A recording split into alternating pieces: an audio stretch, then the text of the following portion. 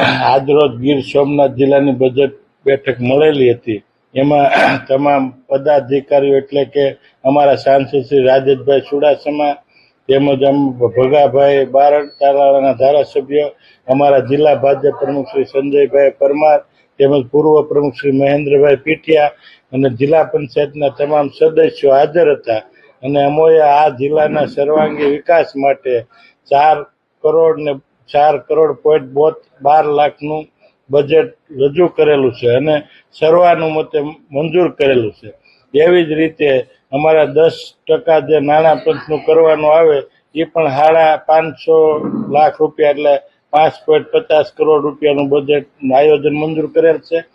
આજે આપણે ગીર સોમનાથ જિલ્લાની બજેટ બેઠક મળી હતી। તેમાં 4.12 કરોડનું બજેટ સર્વાંગી મતે મંજૂર કરવામાં આવેલું હતું।